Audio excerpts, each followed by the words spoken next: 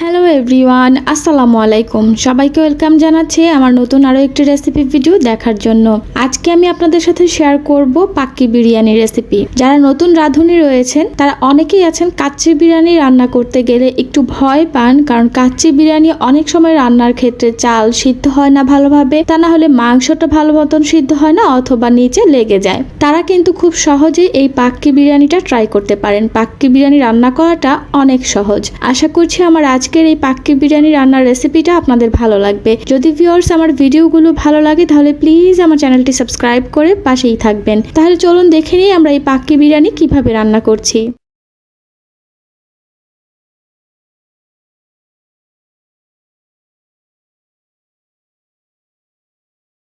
আজকে পাক্কি বিরিয়ানি রান্না করার জন্য এখানে আমি খাসির মাংস ব্যবহার করছি, তবে আপনারা চাইলে কিন্তু এখানে গরুর মাংস দিয়েও পাক্কি রান্না করতে পারবেন। পাক্কি বিরিয়ানি রান্না করার জন্য আজকের পরিমাণটা নিয়েছি আমি খাসির মাংস 1.5 কেজি পরিমাণ। আর টুকরোগুলো দেখে নিশ্চয়ই বুঝতে পারছেন বেশ বড় সাইজ করে আমি এই মাংসগুলোকে কেটে নিয়েছি। তবে আপনারা চাইলে কিন্তু এই মাংসগুলোকে আরো একটু মাঝখান দিয়ে কেটে ছোট করে নিতে পারেন। আর আমি হাড় চর্বি সহই মাংসগুলো নিয়েছি, এতে করে বিরিয়ানিটা খেতে ভালো লাগবে।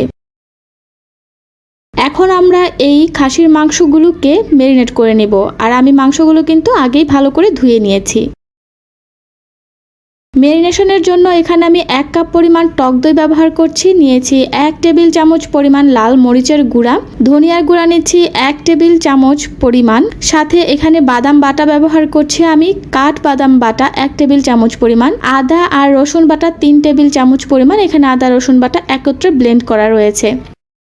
এই সব উপকরণগুলো এখন ভালোভাবে হাত দিয়ে মেখে নিতে হবে, এমনভাবে যাতে করে মাংসের প্রত্যেকটা টুকরোর গায়ে মশলাগুলো খুব ভালো মতো মেখে যায়। তাই এভাবে করেই আমরা ভালো মতন মাংসের টুকরোগুলোকে মাখিয়ে নিয়েছি। এখন ম্যারিনেশন করে রেখে দিতে হবে প্রায় 15 থেকে 20 মিনিটের জন্য। যদি আপনাদের হাতে সময় কম থাকে সেই ক্ষেত্রে 10 মিনিটের জন্য ম্যারিনেট করে রাখলেই হবে।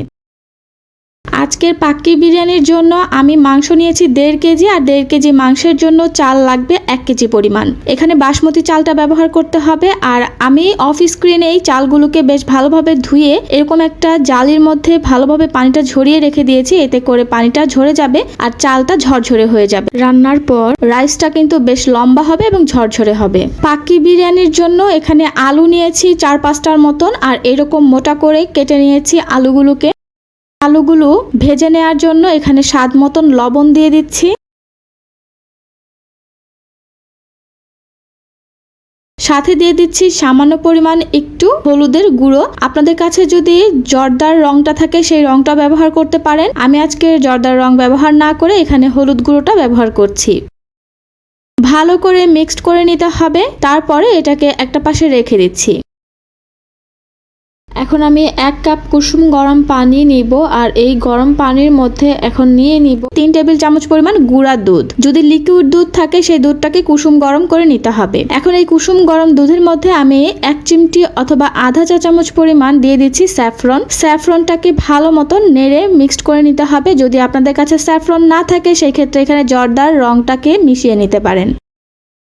এবার মূল রান্নাতে আমি চলে এসেছি। পরিমাণ মতন তেল দিতে হবে। আমি এখানে 1 কাপ পরিমাণ তেল ব্যবহার করছি। আর এই হাঁড়িতেই আমি আজকে মাংস, রাইস সবকিছুই রান্না করব, তাই একটু বড় সাইজের হাঁড়িটাই নিতে হবে। এখন এই তেলের মধ্যে আমি আলুগুলোকে ভেজে নিচ্ছি। প্রথমে আলুগুলোকে মিডিয়াম জালে এভাবে করে আমি উল্টে পাল্টে ভেজে নিব। 30% মতন আলুগুলো ভাজা হয়ে গায়ে একটু রং চলে আসলে আমি আলুগুলোকে নামিয়ে নিব। আমি একদম 100% আলুগুলো এই পর্যায়ে সিদ্ধ করব না। যখন দমে বসিয়ে রাখবো এবং মাংস কষানোর সময় আলুগুলো দিব, সেই সময় কিন্তু আলুগুলো একদম 100% সিদ্ধ হয়ে যাবে। তো এই পর্যায়ে এখন আলুগুলো আমি সব তেলে থেকে তুলে নিচ্ছি। আলুগুলো সব তেলে থেকে তুলে নেওয়ার পরে সেম হাঁড়িতে এখন আমি দিয়ে দিচ্ছি প্রায় 6-7টার মতন এলাচ। বড় কালো এলাচ দিয়ে দিচ্ছি 2টা। 3-4 টুকরো দারুচিনি দিয়ে দিচ্ছি। 3-4টার মতন তেজপাতা দিয়ে দিব। সাথে দিয়ে দিব লবঙ্গ প্রায় 10-12টার মতন। কাবাব চিনি দিয়ে দিচ্ছি 10-12টা। সাথে কালো গোলমরিচও দিতে হবে এখানে প্রায় 15-20টার মতন। আর পাক্কি বিরিয়ানিতে কিন্তু কালো গোলমরিচ এবং কাবাব চিনি দুটোই ব্যবহার করতে হবে। শাহি জিরা দিয়ে দিচ্ছি এখানে 1 চা চামচ পরিমাণ। এখন এই সব মশলাগুলো ভালো মতন তেলের মধ্যে একটু আমি ভেজে ফোড়ন দিয়ে নিব। তারপর এখানে 1 কাপ পরিমাণ পেঁয়াজ কুচি দিয়ে পেঁয়াজ কুচিটা বেরেস্তার মতন একটু কালার চলে আসা পর্যন্ত ভেজে নিতে হবে। পেঁয়াজটা যখন এরকম একটু কালার চলে আসবে সেই পর্যায়ে আমি আগে থেকে ম্যারিনেট করে রেখে দেয়া মাংসগুলোকে এর মধ্যে দিয়ে দিচ্ছি। মাংসগুলো দেওয়ার পরে বাটি কেচে সম্পূর্ণ মশলাগুলো কিন্তু এর মধ্যে দিয়ে দিতে হবে। এখন আমি ভালো মতন একটু নেড়েচেড়ে দিচ্ছি যাতে করে সব মশলা পেঁয়াজের সাথে মাংসটা খুব ভালো মতন মিশে যায়। ভালো মতন নাড়াচাড়া করে দেওয়ার পরে এর মধ্যে আমি অ্যাড করে দিচ্ছি জয়ফল জয়ত্রী গুঁড়া আধা চা চামচ পরিমাণ।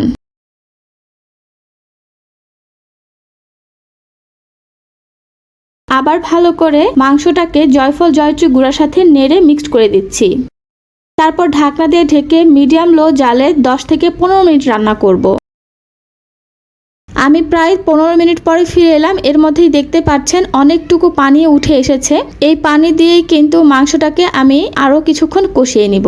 ভালো করে নেড়ে দিতে হবে যাতে করে তলায় লেগে না যায়, তাই একটু পরে পরে নেড়ে দেওয়ার চেষ্টা করতে হবে। আবার ঢাকনা দিয়ে ঢেকে ফিরে আসছি 10 মিনিট পর। চুলার জালটা কিন্তু মিডিয়াম লোতে রেখে আমি রান্নাটা করছি। ঢাকনাটা তুলে নিচ্ছি, দেখতেই পাচ্ছেন এখন তেল ভেসে উঠেছে আর কোনো রকম পানি নেই। এখন আবারও ভালো মতো নেড়ে দিব এবং এর সাথে আমরা অ্যাড করে দিব লিকুইড দুধ। আজকে রান্নাটা আমি কোনো পানি ব্যবহার না করে লিকুইড দুধ ব্যবহার করব, এতে করে বিরিয়ানির টেস্টটা অনেক বেড়ে যাবে। আর মাংস সিদ্ধ হওয়ার জন্য দুধ বা পানির পরিমাণটা আসলে কোনো রকম ধরা বাঁধা নেই, যতটুকু লাগে প্রয়োজনে অতটুকু ব্যবহার করতে হবে। আমি এখানে 1.5 কাপ পরিমাণ দুধ ব্যবহার করেছি। এখন ভালো মতো নাড়াচাড়া করে নিচ্ছি, তারপর আবার ঢাকনা দিয়ে ঢেকে যতক্ষণ না মাংসটা সিদ্ধ হয়ে আসছে অপেক্ষা করব।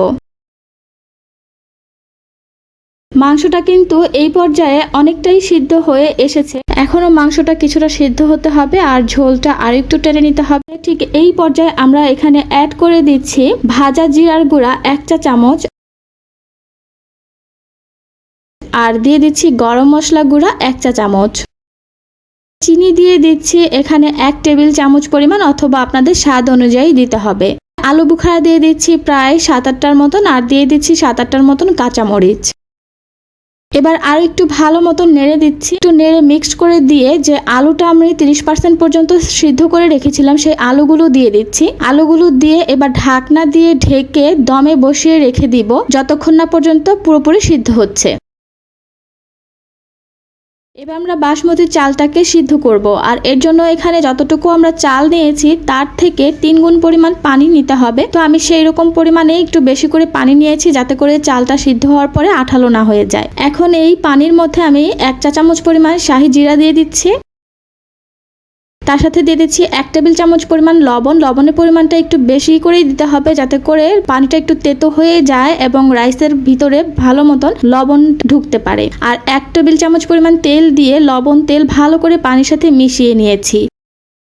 যখন পানিটা বলক চলে এসেছে চুলার জালটা কমিয়ে দিয়ে আমি এর মধ্যে বাসমতি চাল যে আগে থেকে ধুয়ে ঝরিয়ে রেখেছিলাম সেই চাল সম্পূর্ণটাই আমি পানির মধ্যে ঢেলে দিচ্ছি। খেয়াল রাখতে হবে যখন আমরা চালটা পানির মধ্যে দিব তখন কিন্তু অবশ্যই চুলার জালটা কমিয়ে নিতে হবে এবং পানিতে চাল দেওয়া হয়ে যাওয়ার পরে চুলার জালটা বাড়িয়ে দিতে হবে। এখন চুলার জালটা বাড়িয়ে একটু আলতো করে নেড়ে দিলাম আর অপেক্ষা করব ভাতটা হওয়া পর্যন্ত।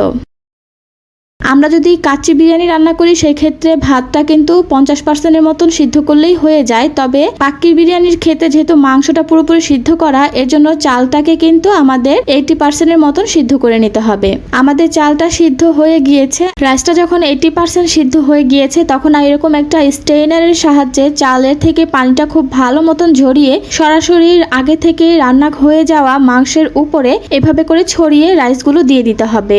আর অবশ্যই আমাদেরকে রাইসটা মাংস রান্নার শেষেই কিন্তু এভাবে স্টিম করে সিদ্ধ করে নিয়ে তারপর গরম রাইসটা এর উপরে দিতে হবে। যদি রাইসটা ঠান্ডা হয়ে যাবার পরে দেই সেই ক্ষেত্রে কিন্তু দমে রাখার পরও রাইসটা পুরোপুরি সিদ্ধ হবে না। এখন আলতো হাতে আমরা একটু রাইসগুলোকে এভাবে ছড়িয়ে দিব, কোনোভাবে চাপাচাপি করা যাবে না, সেই ক্ষেত্রে কিন্তু রাইসগুলো আবার গলে যাবে। এখন আগে থেকে দুধে ভেজানো স্যাফরনটা আমরা এভাবে ছড়িয়ে দিয়ে দিচ্ছি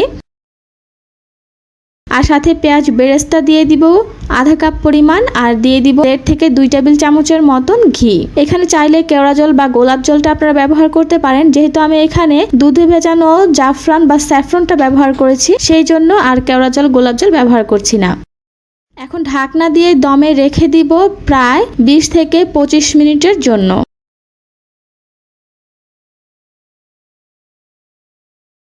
আমি প্রায় ফিরে এলাম 25 মিনিট পরে, আর দেখতে পাচ্ছেন আমাদের রাইসটা কিন্তু হয়ে গিয়েছে। একটা ভাত তুলে দেখাচ্ছি, দেখতেই পাচ্ছেন ভাতটা কত সুন্দর মতন সিদ্ধ হয়ে গিয়েছে আর অনেক তুলতুলে হয়েছে।